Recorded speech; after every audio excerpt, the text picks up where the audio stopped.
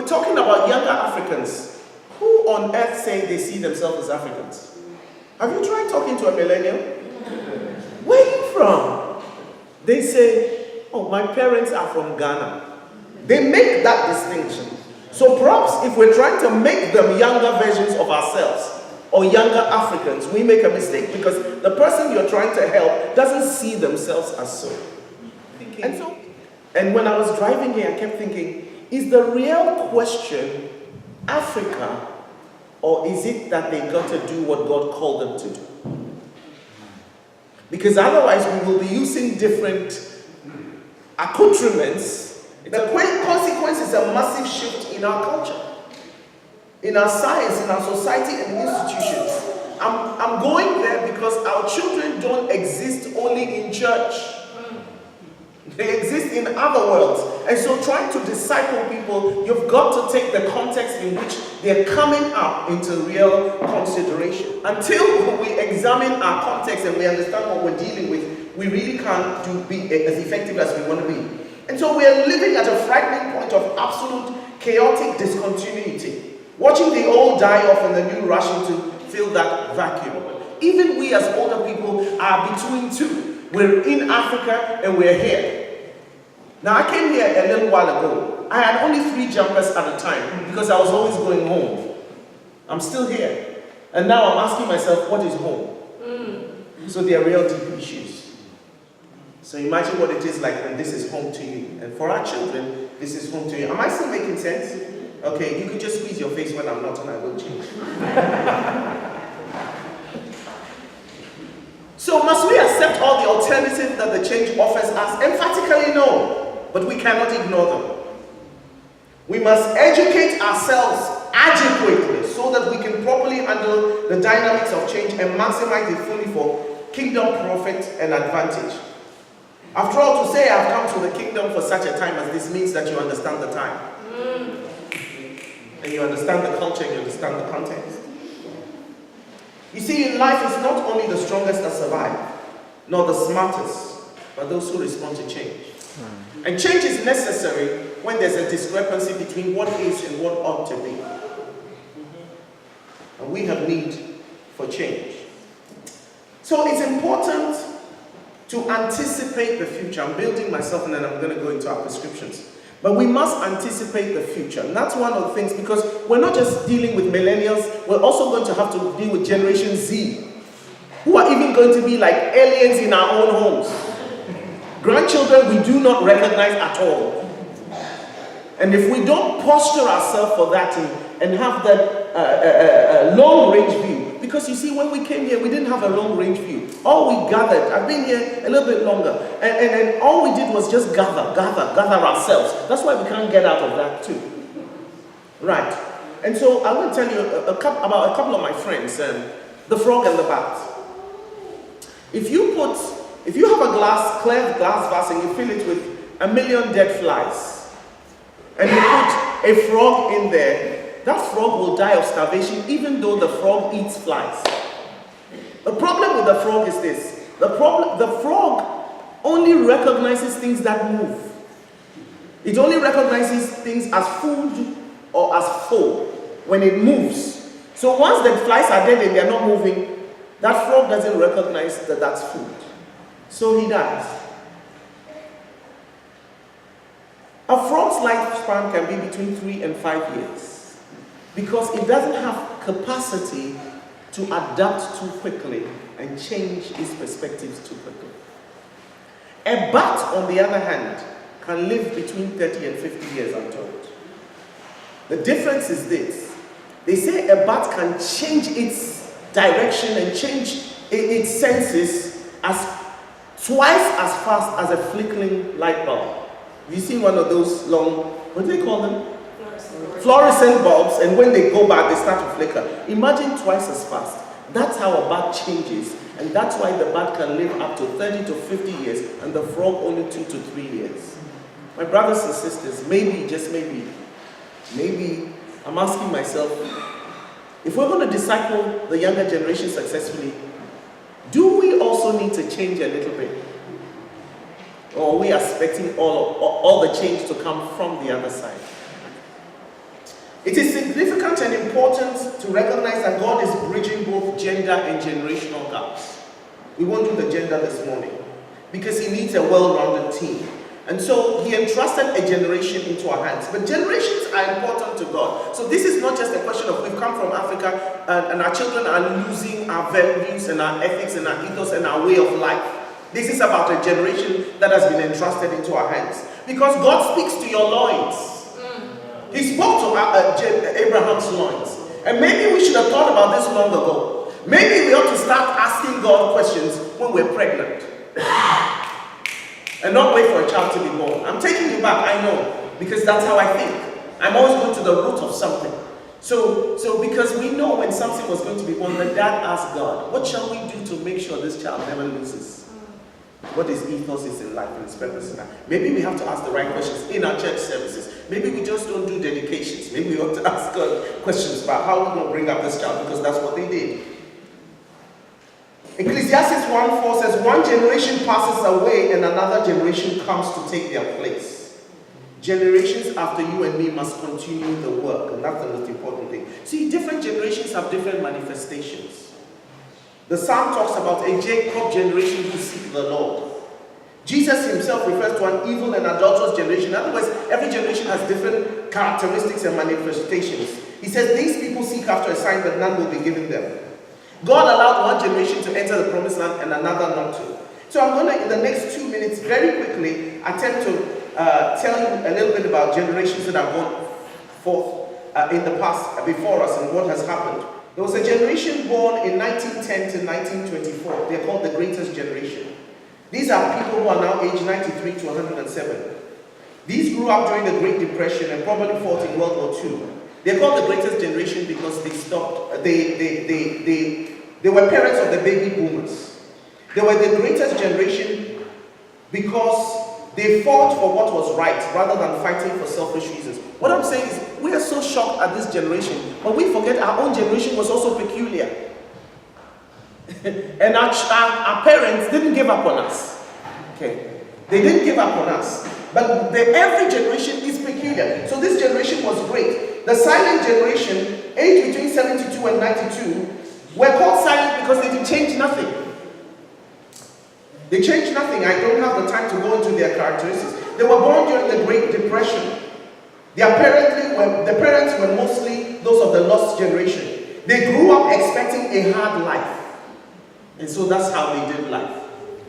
So you listen to our grandparents. Listen, my mother is 7. Please promise what happens in Vegas stays in Vegas. Nobody tell my mama about this, right? Okay.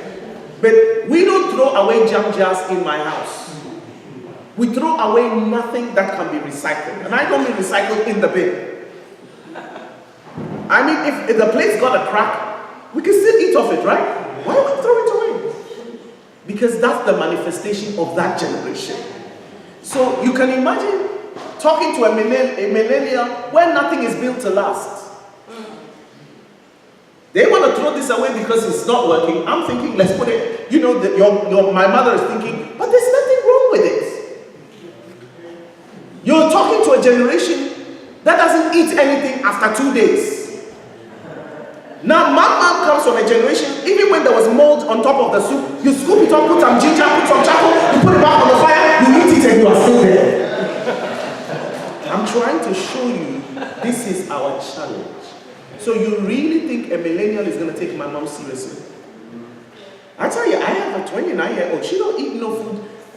If I offer her, Mom, I've got some jollof, how old is it? They don't eat freezer food. I'm trying to let you understand this is who we are dealing with. Then we have the boomers. I'm a boomer. They are defined as being from the huge population increase that followed World War II and the Great Depression. They are great consumers, so the consumer generation started here. Workaholics, work effectively, desire quality. Is this important? Yes, it is. Because we're the same generation trying to disciple a generation that doesn't believe in working hard but believes in working smart.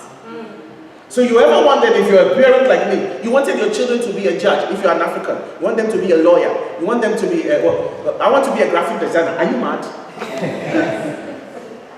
I want to be a journalist. My dad said there's no money in that. He said never be a teacher, never be a nurse. You'll always work under somebody else. Now this is a generation that can be a nurse and still be privately own their own business, nursing for themselves. You understand what I'm saying? This is a generation that wears pajamas, doesn't get out of the bedroom, has a laptop, and still make more money than you've ever dreamt. So you're careful when you're trying to disciple them because it's a different era.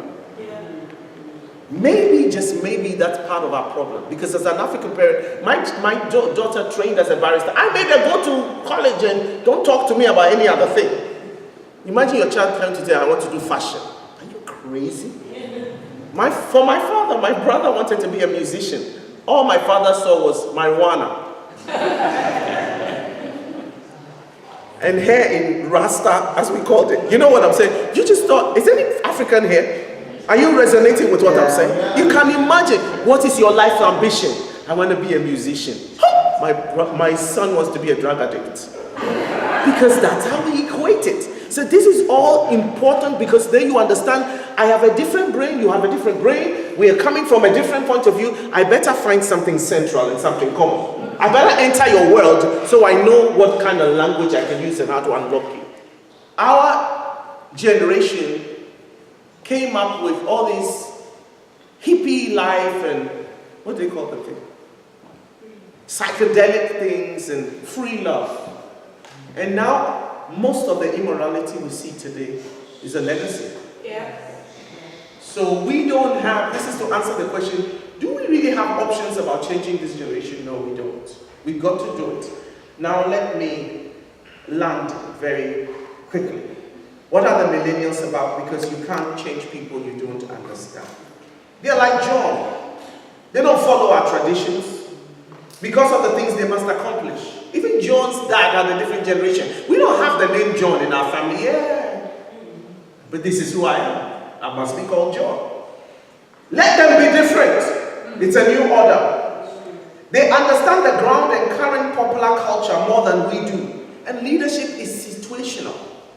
My brain is talking, but if a lion came here, my legs would take over leadership right now. Change the position of where you're leading from. We need to change the position from leading in front, knowing it all, to leading from the pew and as well as leading in front.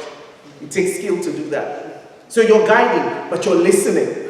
One of the things that this generation will keep telling us, Mom, you don't listen. Any parents? You don't listen. You don't understand.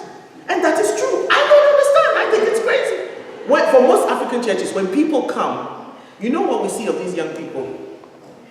Earrings in the nose, piercings in the ear, and torn jeans. That's the first thing we see. Never praise the Lord. He's come to church. He's lifting up. He's actually worshiping. We don't care about that. The first thing we see is the way we're dressed. They are dressed, not us. And these are, if we're going to disciple people, we got to determine what is the most important thing. Is it their salvation? Is it that they encounter God? Or is it the way they are dressed? Am I the only one who has a problem with the dressing? Because if you're not careful, you're trying to disciple these young people. See, I grew up, you went to church. In fact, you kept your best bib and tucker for church. We had church underwear. I kid you not. We used to wear singlets, you know? I don't mean men's singlet. Girls had singlet to Marks and Spencer. They used to be called St. Michael's. So you wore singlet, your best underpants. They were all reserved for Christmas and for church. And you never wore them anywhere else.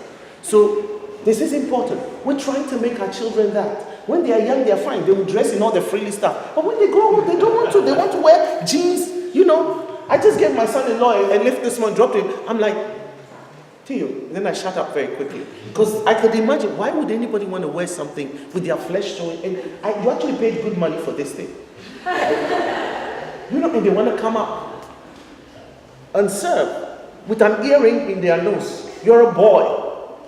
And one in their ear. The real question is, are we going to see past that? If we're going to change them and disciple them, we ought to determine what's more important.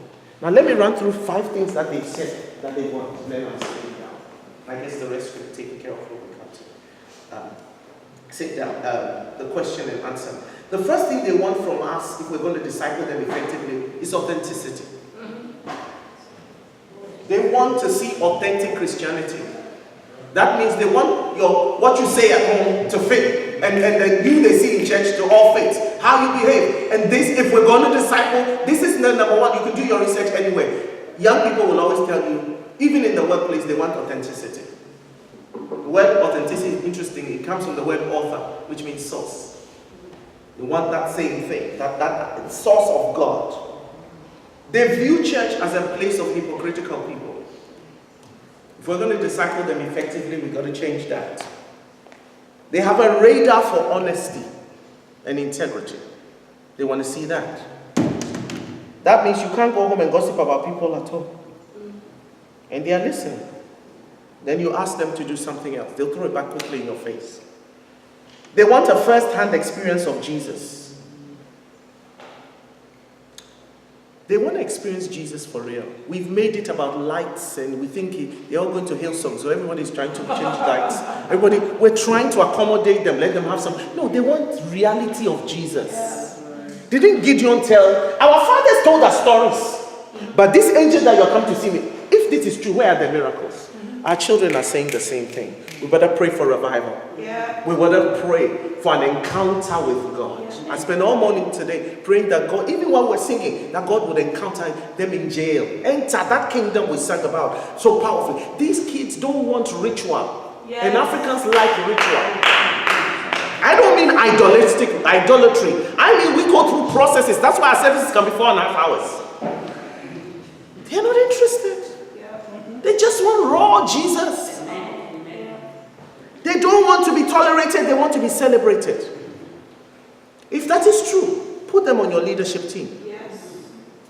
Because otherwise you're just tolerating them. And by the way, I always challenge church leaders. The true sign that you're ready to disciple this is how much of your budget goes into young people's ministry?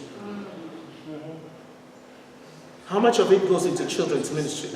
That's always an addendum. We don't even consider that budget. They come to ask us something, we slash it in half. But they're not number one. We're not putting big money there. The number one thing they said is something, Dr. Kiwani, you mentioned. The Evangelical Alliance, One People Commission, of which I'm part of, did a survey by Barna. And young people said 67% of them said the biggest thing they lack in church is mentoring. Iron sharpens iron. By the way, the definition of sharpening means to keep from losing the cutting edge. Mentoring is very important.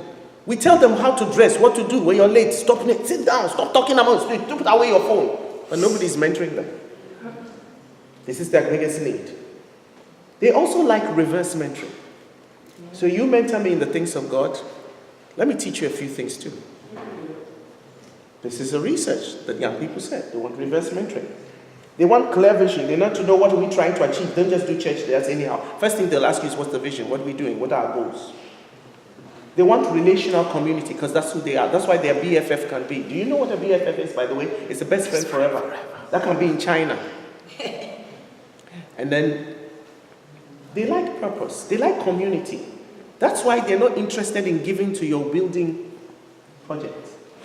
But you tell them you found some orphans somewhere who are suffering. Rohingya people, they don't care if those people are Christians or not. As long as the money is going to change some other life, they'll give. They'll give every penny. By the way, you notice they're not also interested in big places. Our houses are shrinking. They are interested in cultural discernment, in the wider culture, than the African church has done. Maybe that's why they're leaving. Because the places they're leaving to speaks into their cultural environment. I'm going to rest here until we meet again. Thank you so much.